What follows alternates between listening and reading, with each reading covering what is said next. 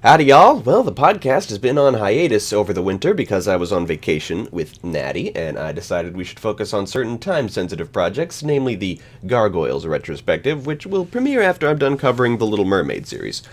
So the podcast is back. I intended to create and post this episode the moment I returned from vacation, but that was over a month ago.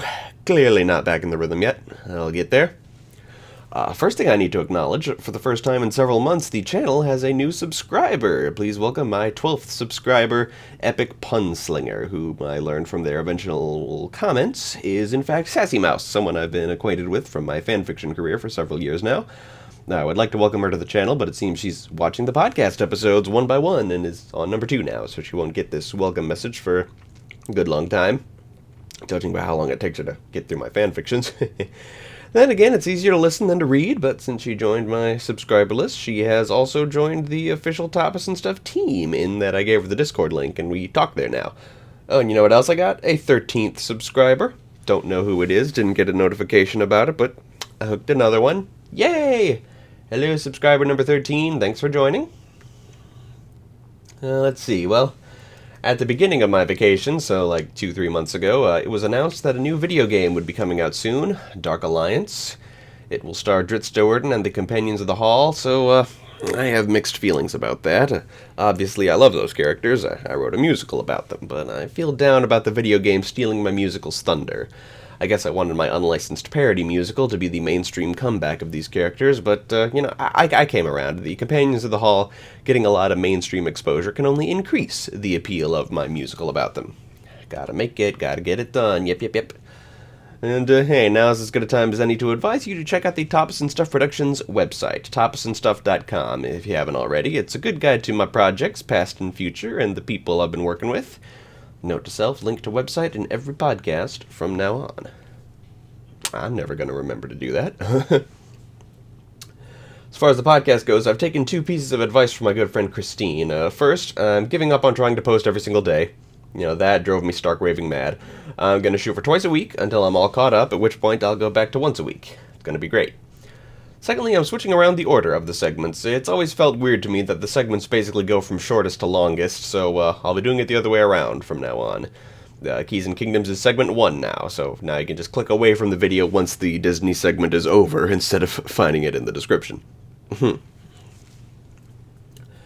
So we are indeed starting with the Keys and Kingdoms segment. No movies this episode, just a recap, and this is a good time to talk about certain revelations I've had about K&K, based on what's in the open game license and what isn't. I've decided I shouldn't make any rule exactly the way it is in 5th edition D&D. As a result, well, I have to come up with my own set of rules. I've been consulting with a few guys I know who have game homebrewing experience, so that's a thing that's going on, or was a couple of months ago. I'm on the fence about whether I'll be using the 5th edition OGL at all. It would certainly be easier.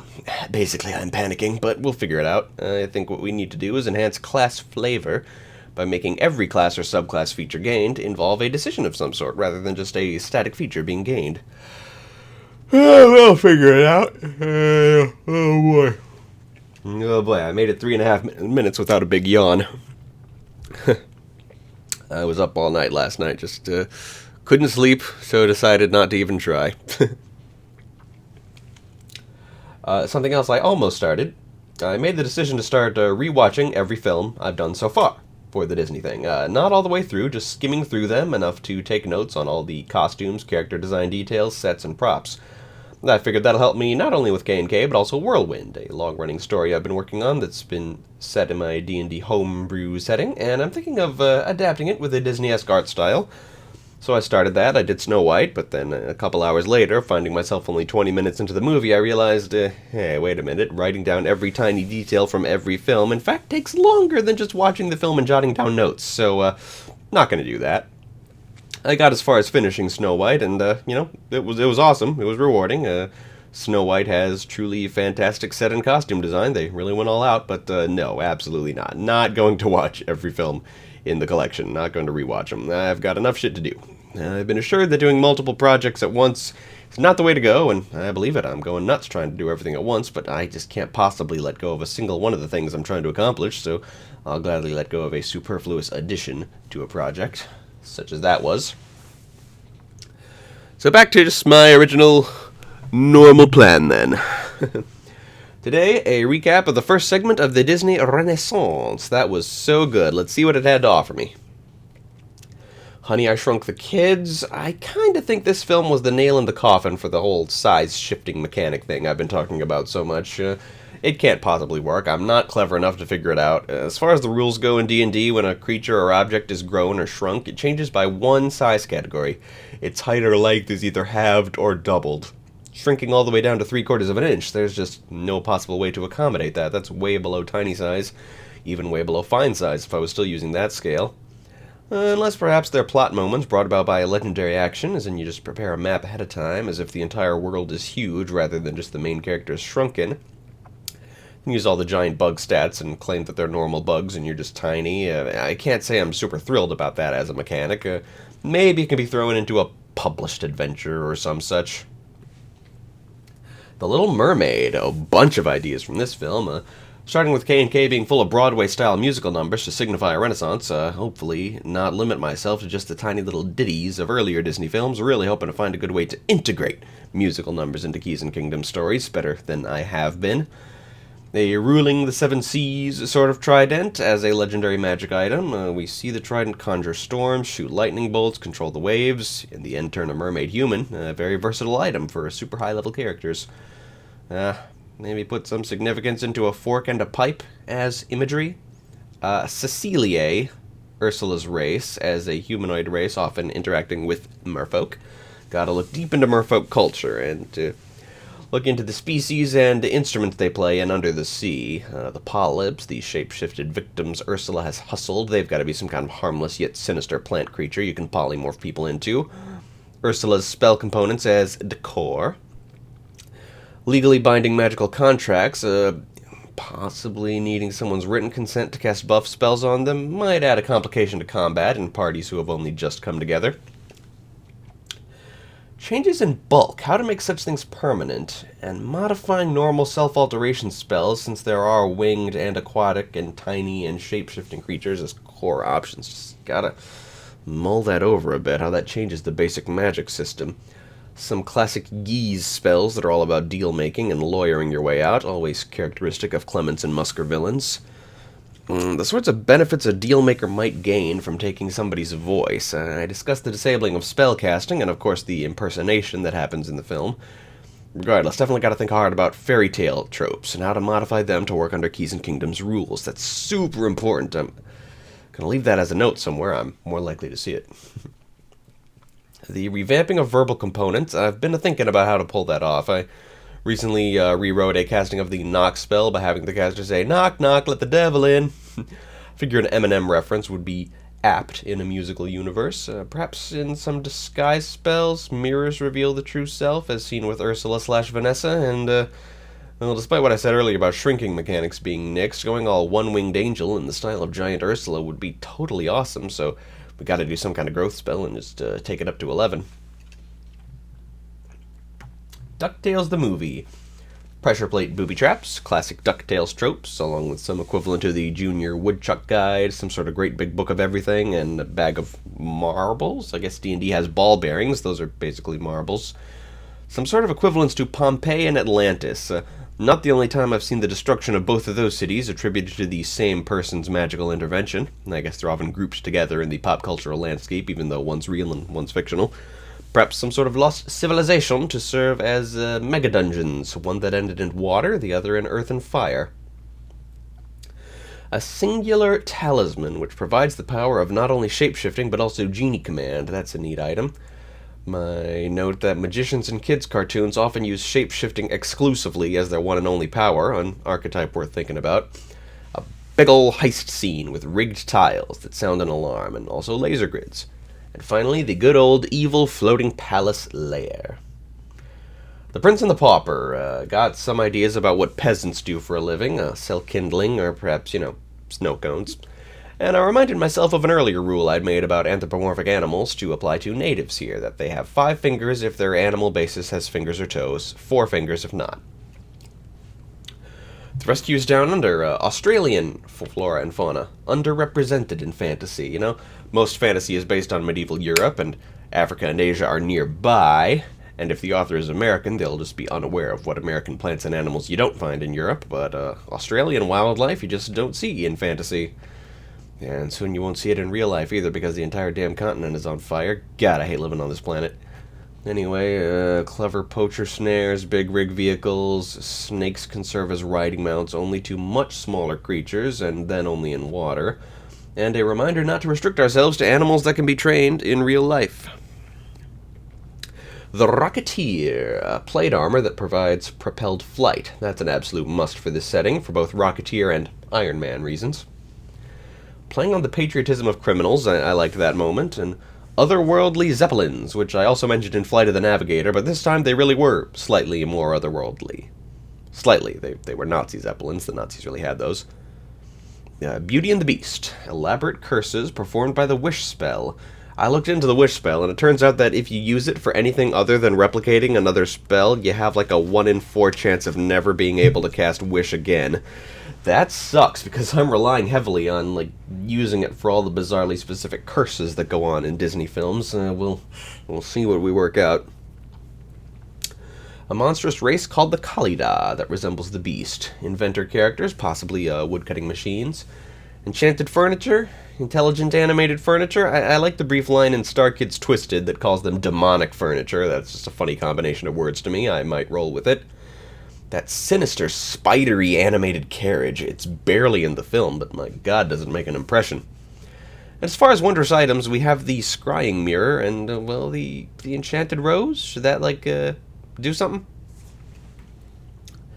Side note, a tweet from Team StarKid fan-turned-member Robert Mannion, the very guy who delivered the demonic furniture line, incidentally. He provided a solution for a Beauty and the Beast timeline issue. It just hadn't occurred to me. The famous timeline issue, if you're unfamiliar, is that the enchanted rose is set to bloom until the prince's 21st year, and Lumiere mentions that the castle has been cursed for 10 years, which would make the prince 11 when the enchantress punished him, which some find disproportionate. Mannion pointed out that when the film proper begins, the rose clearly stopped blooming some time ago. It is now wilting. The curse becomes permanent when it's finished wilting, not when it stops blooming. So clearly it stopped blooming some time ago, meaning the prince turned 21 some time ago, meaning he was older than 11 when the enchantress incident happened. Of course, the prince being a moment more than 21 years of age makes his romance with 17-year-old Belle super inappropriate, so I prefer the original interpretation, honestly. I like the idea of a cold-hearted 11-year-old tyrant and a fairy who's vindictive enough to bitch him out for it, but I like Robert's interpretation. I had to mention it. Newsies, definitely lots of ideas for roguish urchin types, their backstories, their lodging houses, their nicknames. The costume design, I think it was Newsies that gave me the idea of rewatching every film for the purpose of creating a database of character design inspiration. Not going to do that. Other notable points include child laborers and the flow of information in war and elsewhere. Aladdin, the inaccurate but beautiful and vivid depiction of a Middle Eastern kingdom, the strange restrictive rules of the Cave of Wonders, the lightly armored soldiers, brothels and harems, the insane amount of street performers in Aladdin's first number. I made a list. Very elaborate magical rituals. Casting a spell is just never as easy in Disney as it is in D&D, and I love how atmospheric that is. It's another one I'll have to super write down so I remember it. Make the Carpet of Flying more of a creature than an object, and give it the backstory that it has in Twisted, possessed by the soul of a lecherous thief. Escaping a volcano, all my genie rules that I summed up, I talked about those, I won't put you through them again. Should genies be semi-capable of time travel? Bending time is a thing in D&D, such as when fighting a sphinx or leaving the Feywild, but the ability to move freely through time, though I certainly associate it with genies, just seems like it would make a mess out of an improvised storyline. And finally, the careful placement of seductive feminine wiles. The Muppet Christmas Carol. Natives, Mishkas, and humans in harmony in certain towns for a Muppet-like atmosphere. Gonzo's species, some sort of aberration. Dyeing skin is a popular piece of self-expression for humans, often imitated by natives. Fill Keys and Kingdom's art with adaptations of various Muppets. I mean, that's meant to be a recurring thread throughout Keys and Kingdom's art. Characters that resemble K and K-ified Disney characters, but definitely want to do a lot of that with Muppets in particular. Living snowmen, possibly evil. intercaste dating, so to speak, uncommon among natives. So I'm keeping the randomness, but if there are any similarities between the two parent natives, their child will fall into those similarities somewhere. And finally, if a native has to be an air-breathing vertebrate and a Cirsa has to be an insect, there should be some races to accommodate every remaining kind of animal. And the Little Mermaid TV show, I'm a few episodes in. What it adds to the canon, I will discuss in the Disney retrospectives. Should be one, the second one coming out the same day as this podcast. Should. And now to acquire the next several items on my list. In the past, that meant buying them on YouTube Movies if they're there, on Amazon Video if not, and ordering a D&D DVD if they're not there either. Now that Disney Plus exists, acquiring the next cluster of items consists of making sure they're all on Disney Plus and finding other ways to acquire them. If not, in this case, I've checked. Every movie in my next segment is on Disney Plus. Yay! You know what I wish I'd thought of sooner? Renting the movies in my collection. Would have been cheaper, and it's not like I really wanted to keep them after. Mostly I wanted to watch them, once. I guess I was worried about them disappearing from YouTube Movies before I could watch them if I didn't buy them. Or maybe I just hate money. Maybe that's it. I hate having money, and I want big corporations like Google and Disney to have my money instead because I'm a jackass. Anyway, Droon! It's nice to be back into Droon, and it'll be even nicer to be done with it. I love Droon, I really do, but recapping a book for every episode of this thing has always been the single hardest part of doing this podcast. I'm relieved it's almost over, and very excited to, share the new video I'll be making once I'm totally done with all the books. In fact, I'm so excited for that video, I might make it before I'm done with the books. So today, it's book 34, In the City of Dreams. Exciting. Due to that little bit of filler, so I can hold on to the book's cover for a bit longer. And let's go. Chapter 1, Secrets and Fibs. Cute. It's been 3 days in the upper world since Eric was wounded and Julie and Neil were sent home without him. Julie has been using her shape-shifting power to impersonate Eric at home and school for that time, while the duo anxiously await Kia's call to return to Droon. Finally, they get the message in the midst of rehearsing a play. As it has before, the bell tells them, "Yulk, squick, and mock," or "come quickly." They sneak into Eric's place and ascend the rainbow stairs to Jaffa City, finding the place draped in black. Chapter 2, Room of Gloom. They reach the bedchamber where Eric is being kept. Many friends are gathered there: Shago, Khan, Ortha, Batamogi. And inside the bedchamber, Kia, Max, Galen, Spar, and the King and Queen stand watch over Eric, having sent expeditions all over Droon looking for a cure. But Eric's spirit has left him. We switch over to Eric's perspective as he has an out-of-body experience, watching over his own body, unseen by his many concerned friends who he doesn't really remember.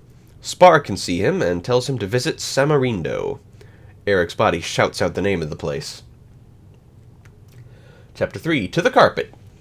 Galen explains that Samarindo is the City of Dreams, so called because its ruler wears a dream crown that makes the city warp and change at his slightest whim. Pasha leads the three kids to Samarindo, where, Spar stays behind to watch over Eric.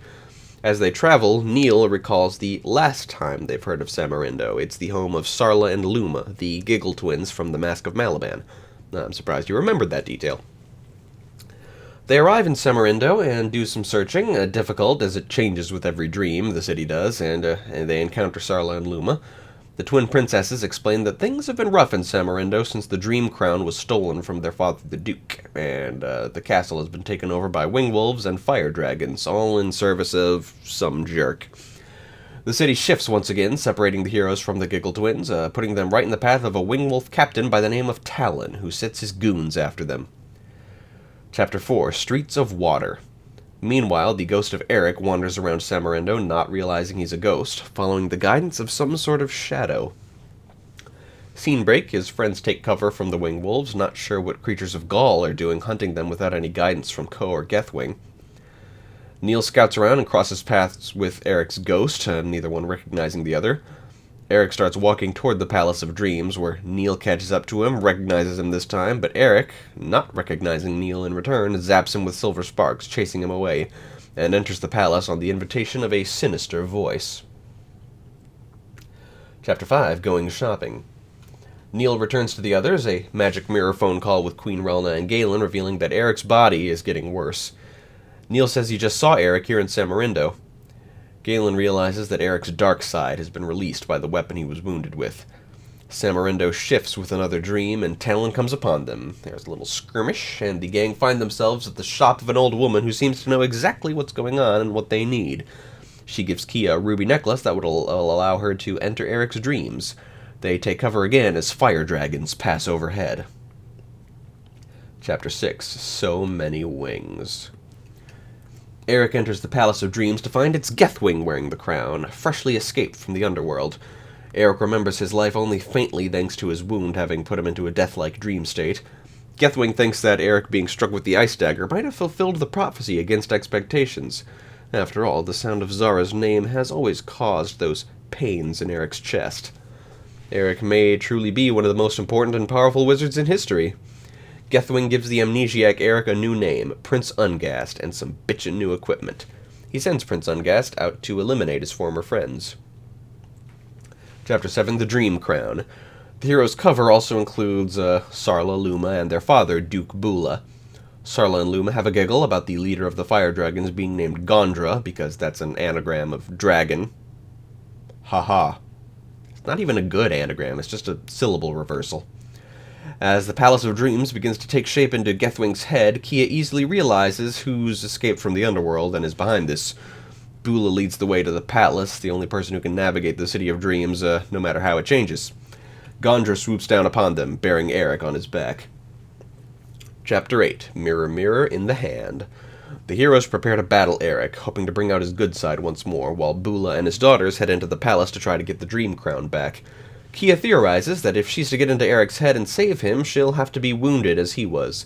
So she fights him, and allows him to zap the hell out of her, at which point she sucks herself into her magic mirror. Sure, that'll work. This is a soft magic system, if you hadn't noticed nearly 40 books in. Chapter 9, Adventures in Dreamland. Kia awakens in the dream realm, occupying the space of Eric's bedchamber, where none of Eric's attendees can see or hear her, and Eric's body appears to be gone. Eric's spirit is still there, and he's freaking out, thinking that he's actually dead. But Kia assures him he's alive, and part of him is in Samarindo. They prepare to set off through the mirror, and Kia realizes that Lord Spar isn't there anymore. He must have been the old woman they met who gave them all the advice and shit.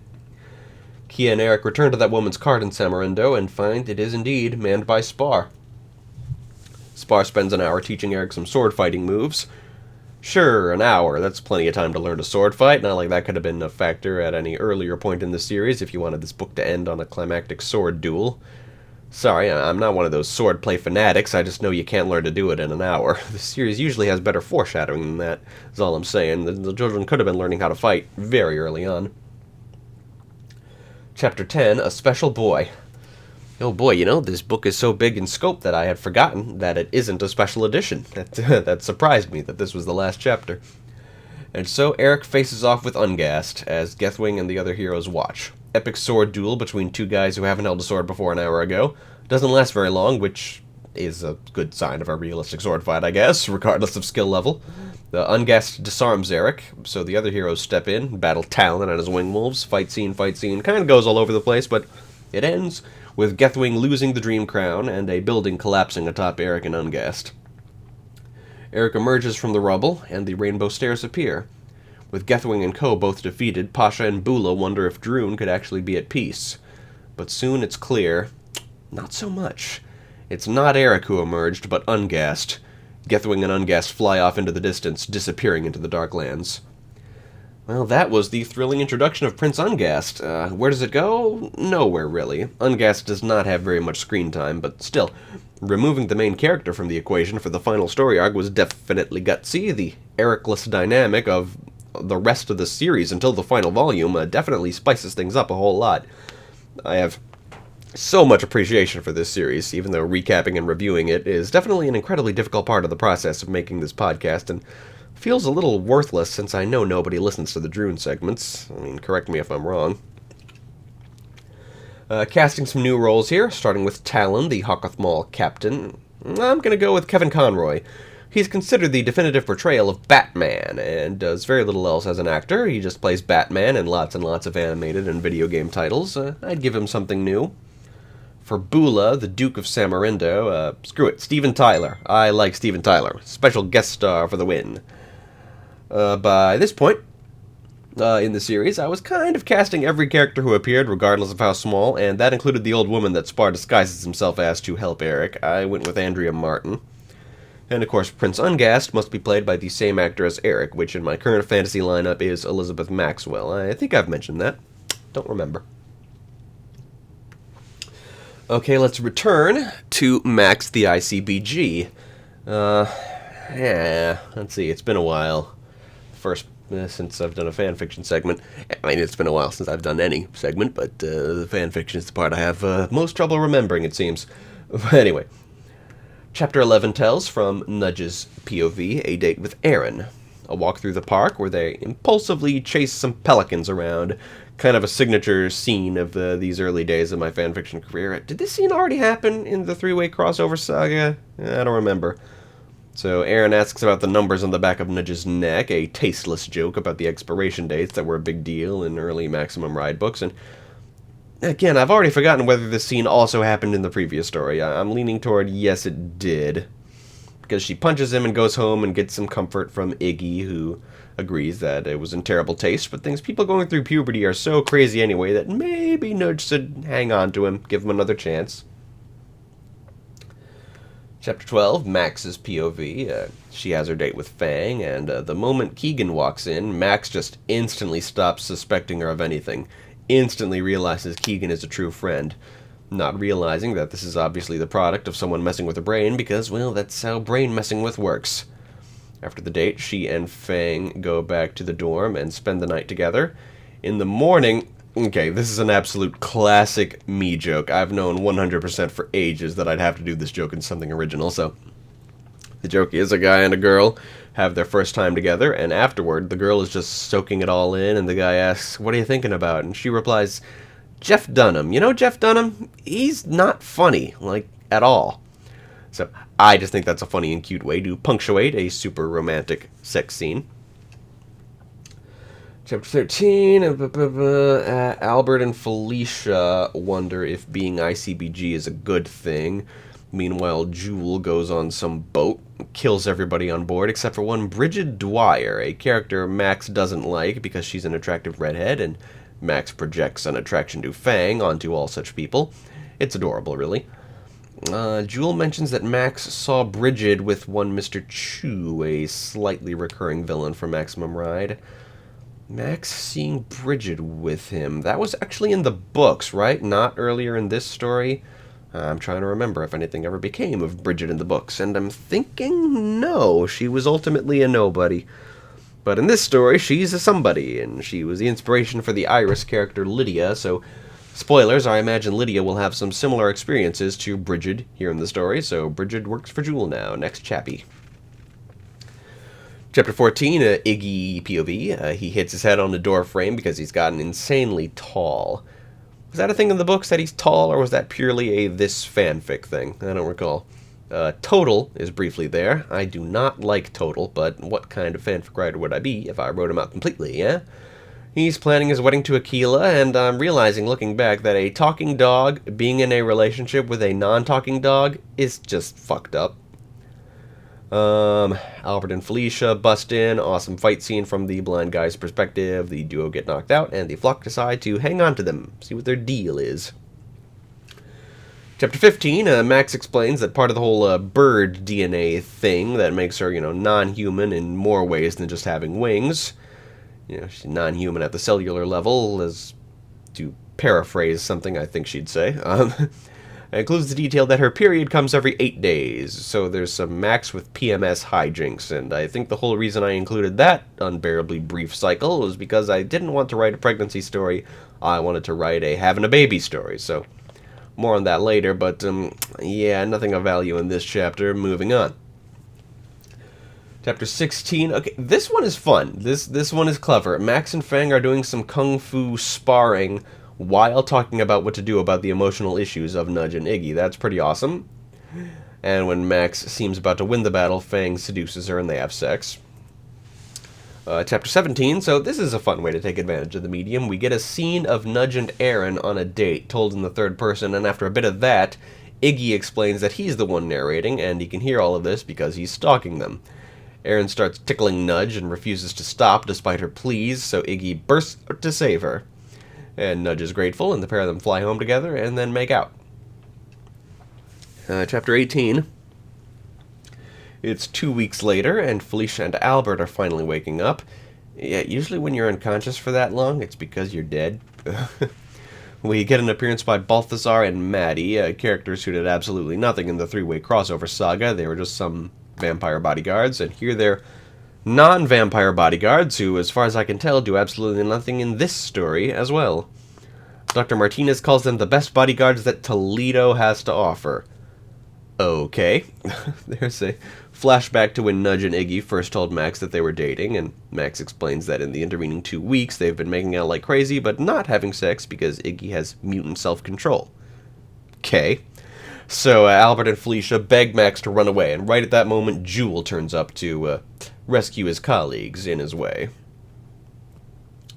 Chapter 19, Max fights Jewel, who retreats almost instantly for some reason. Laura is also there and takes a couple of shots at Max because she doesn't want Safe Haven. She wants the ICBG to rule the world.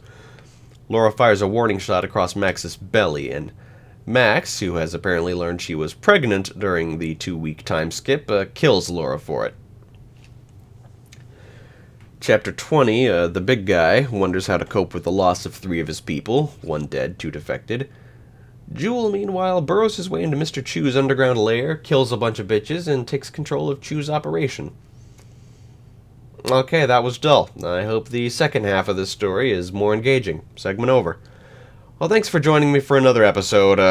It's been fun, and it's good to be back. If I keep posting twice a week, I'll be back on schedule by late July, early August. Yikes. And more likely way later than that.